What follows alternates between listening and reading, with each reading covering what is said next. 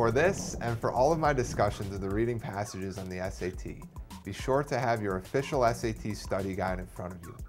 We'll be working from the second edition of the College Board's Blue Book, and we'll be looking at practice questions related to all types of reading passages.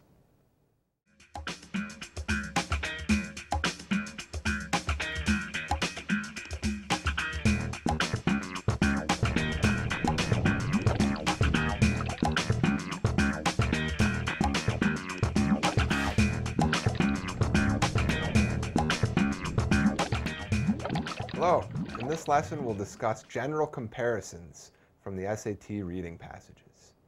Now, because these are comparison questions, they only show up on what we call dual passages, which are the reading passages on the test that have two separate passages within one section. They'll be labeled Passage 1 and Passage 2, and in these general comparisons we'll be asked to draw comparisons and contrasts between the two authors' points of view. Let's have a look. General comparisons will ask you to compare the main ideas of the two passages and will not include specific line references. They will often refer to the author's tones, techniques, and overall opinions. Now, since these authors generally will disagree with each other, there are several things to keep in mind when doing general comparisons. First of all, the right answer is often vague.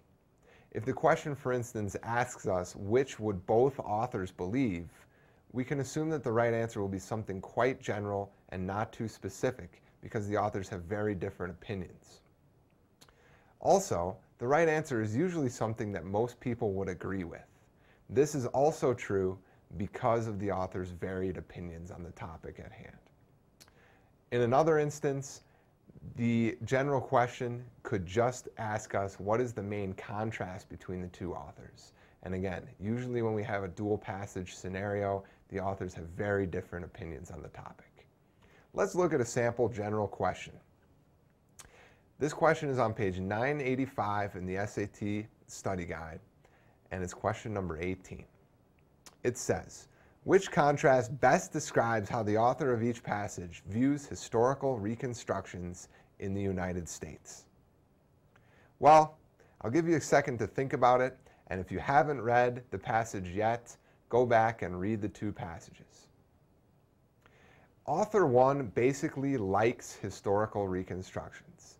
On the other hand, author 2 more or less dislikes historical reconstructions. Therefore, if we want to summarize the contrast between these two authors, we need something that says that. Author 1 likes them, author 2 dislikes them. Let's eliminate answer A, answer B, and answer D.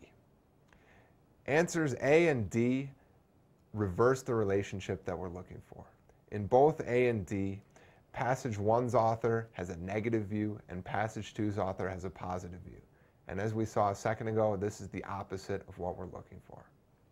We can get rid of answer B because it talks about whether or not historical reconstructions like the one at Colonial Williamsburg are profitable. Both authors agree that these are profitable and popular historical phenomena. However, they have different opinions about if they are valuable or worthwhile. So, we're down to answers C and E, and the answer is C.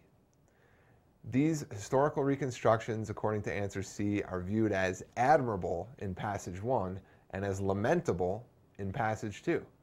In other words, the author of passage 1 thinks that they are a positive phenomenon, and the author of passage 2 thinks that they are bad.